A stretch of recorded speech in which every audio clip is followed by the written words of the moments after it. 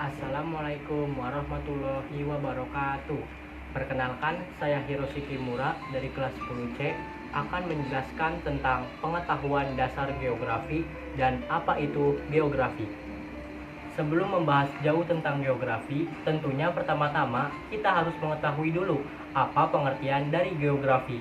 Geografi adalah ilmu yang mempelajari tentang persamaan dan perbedaan geosfer dengan sudut pandang kewilayahan atau kelingkungan dalam konteks keruangan. Nah, ini pengertian menurut hasil seminar dan lokakarya. Bapak Geografi Indonesia sendiri itu bernama Bintarto.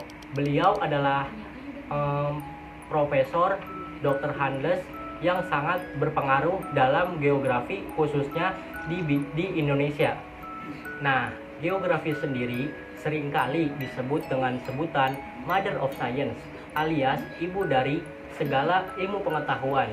Itu karena semua bidang pengetahuan selalu berporos kepada bumi, dan bumi itu sendiri adalah geografi.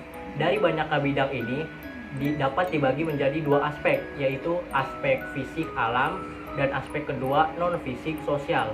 Aspek fisik atau alam contohnya adalah klimatologi, yaitu ilmu yang mempelajari bidang-bidang iklim. Lalu juga yang kedua adalah contohnya meteorologi, yaitu ilmu yang mempelajari komponen-komponen dari bumi. Lalu ada juga yang non fisik atau sosial manusia. Sosial manusia ini ilmu yang terkait juga soal kebumian, karena yang tinggal di bumi ini ada manusianya juga. Nah, sosial ini contohnya yaitu antropologi, ilmu yang membahas tentang masyarakat dan kebudayaannya. Lalu juga ada geografi politik dan geografi ekonomi. Lalu selanjutnya ada objek geografi. Objek geografi ini dibagi menjadi dua, yaitu objek material dan juga formal. Objek material geografi itu berupa geosfer atau permukaan bumi yang berupa atmosfer, lapisan bumi, lapisan udara. Lalu juga ada litosfer, lapisan bumi. Lalu ada hidrosfer, lapisan air. Ada antrosfer, lapisan manusia. Lalu juga ada biosfer, yaitu lapisan hewan dan tumbuhan. Lalu yang kedua ada objek formal, yaitu cara pandang atau pola pikir untuk menghadapi suatu gejala yang ada di permukaan bumi, yang baik fisik maupun non fisik. Biasanya para ahli menggunakan 5W1H atau adiksimba untuk menyelesaikan dan menjawab gejala-gejala yang ada di permukaan bumi ini. Yang selanjutnya ada konsep geografi. Konsep geografi ini dibagi jadi 10, tapi kita tidak perlu menghafal semuanya karena ada kalimat untuk mempermudahnya, yaitu jaket Mr. Paul diloakin. Yang pertama ada konsep jarak, yaitu konsep yang membahas tentang dua titik lokasi berbeda dan membahas jaraknya. Yang kedua ada konsep keterangan, yaitu konsep yang membahas tentang kemudahan akses untuk sampai ke suatu tujuan. Yang ketiga ada konsep morfologi. Konsep morfologi ini membahas tentang bentuk permukaan bumi.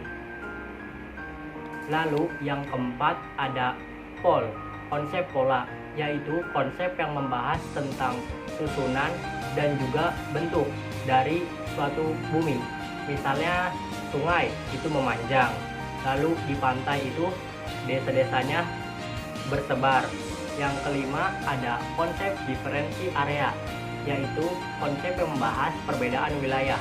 Artinya setiap wilayah itu memiliki perbedaan dan kekhususannya masing-masing. Selanjutnya ada yaitu konsep lokasi. Konsep ini membahas satu lokasi, biasanya berupa garis astronomi, yaitu garis bujur atau lintang. Ketujuh ada konsep aglomerasi, yaitu konsep pengelompokan dari suatu peristiwa yang berkaitan dengan aktivitas manusia sendiri. Lalu selanjutnya ada konsep keterkaitan ruang, yaitu suatu wilayah biasanya berhubungan satu sama lain.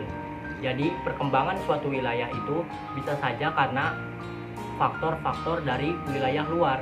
Kesembilan, ada konsep interaksi dan interlasi, yaitu hubungan timbal balik dan ketergantungan untuk setiap wilayah. Lalu yang terakhir ada nilai kegunaan. Nilai kegunaan ini tergantung oleh setiap manusianya. Misal di daerah pegunungan, tempat itu untuk orang-orang di sana adalah tempat pekerjaan. Tapi untuk orang-orang di daerah pantai, pegunungan adalah tempat rekreasi mereka. Sekian presentasi dari saya tentang pengetahuan dasar geografi. Apabila ada kesalahan dalam menjelaskan, mohon dimaafkan. Wassalamualaikum warahmatullahi wabarakatuh.